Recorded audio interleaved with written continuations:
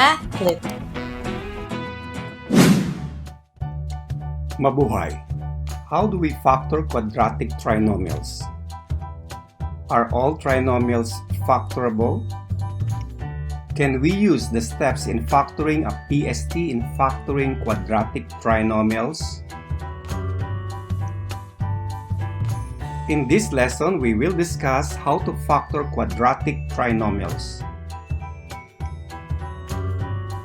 In this lesson, we will focus on quadratic trinomials, specifically those second-degree polynomials with three terms of the form ax squared plus bx plus c, where a, b, and c are integral coefficients that are not zero.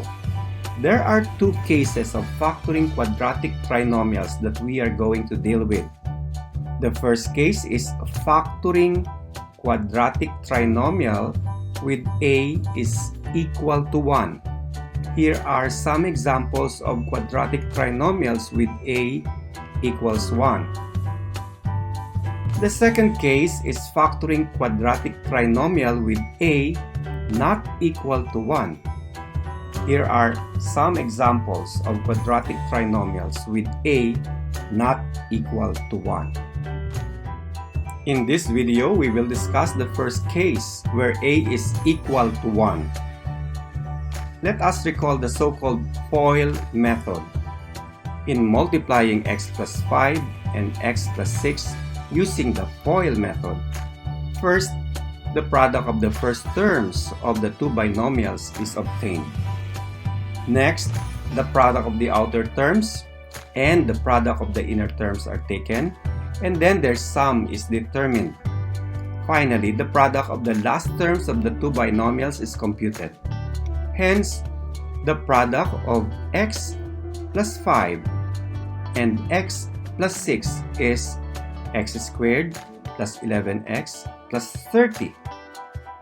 Since multiplication is the reverse process of factoring, the factored form of x squared plus 11x plus 30 is x plus 5 times x plus 6. Take note of the following.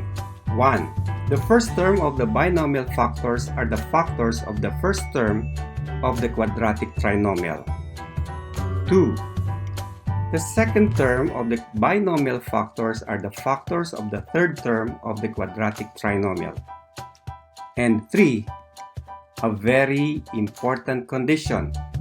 The sum of the second terms of the binomial factors must be equal to the coefficient of the middle term of the trinomial. Let's use these observations in suggesting steps in factoring case 1 quadratic trinomials. First, find two factors of c whose sum is equal to b. 2. Use these factors to fill this in. Let's use these steps in factoring some trinomials. Factor the trinomial x squared plus 13x plus 42. The factors are of this format. To fill in these blanks, we have to look for two factors of positive 42 whose sum is positive 13. For this purpose, let's tabulate some values to understand the processes better. But as you master this skill, the table of values may be spared and do mental math instead. Since the required product is positive, the two factors of 42 must be both positive or both negative. But the required sum is positive. Therefore, the two factors of 42 must be both positive. Let's say you choose 1 as the first factor. The other factor, of course, is 42. But their sum is not 13, it's 43. So, think of another pair. Let's choose 2 and 21. Their sum is not 13, it's 23. So think of another pair. Let's choose 3 and 14. Again, their sum is not 13, it's 17. Let's try this time 6 and 7. There you have it. Their sum is 13. Thus, the factored form of x squared plus 13x plus 42 is x plus 6 times x plus 7. You can check the answer by multiplying the binomial factors.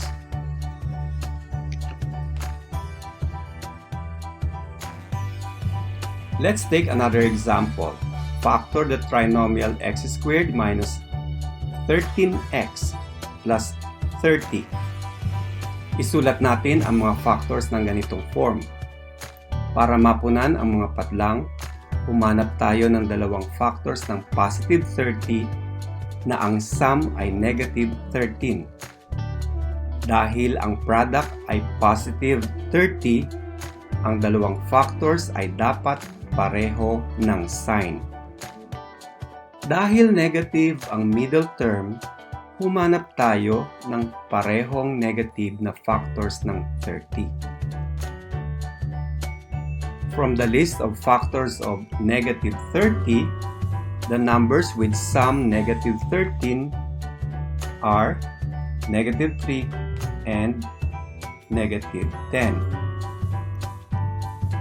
Hence, the factored form of x squared minus 13x plus 30 is x minus 3 times x minus 10.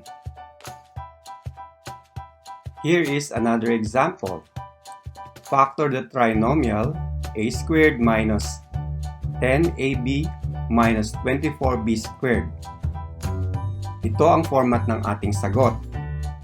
Para mapunan ang mga patlang, humanap tayo ng dalawang factors ng negative 24 na ang sum ay negative 10.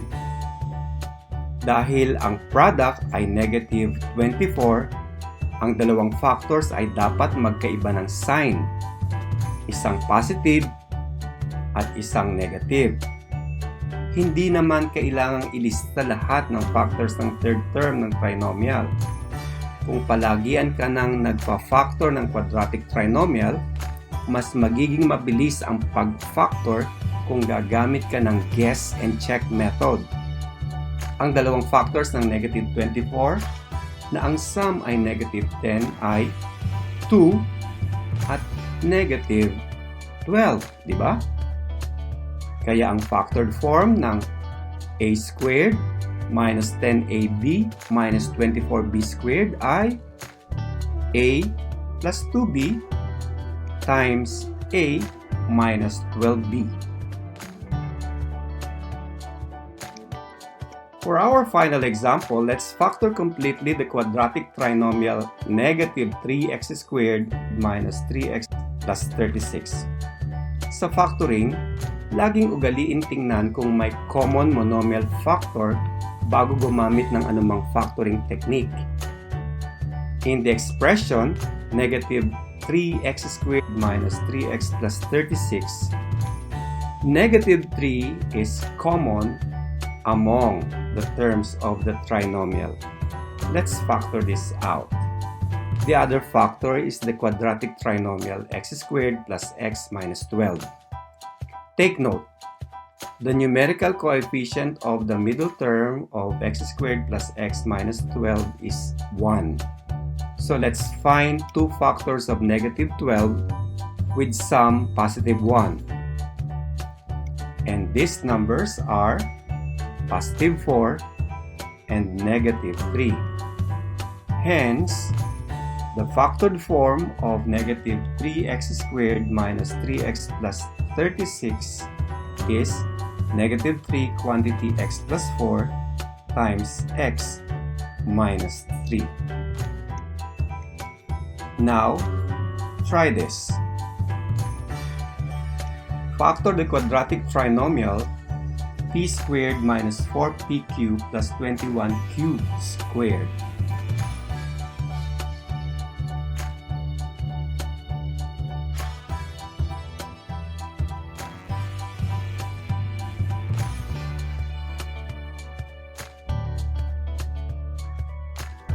The factored form is quantity p plus 3q times the quantity p minus 7q. Factor completely the expression 2u squared v squared minus 28u vw plus 90w squared.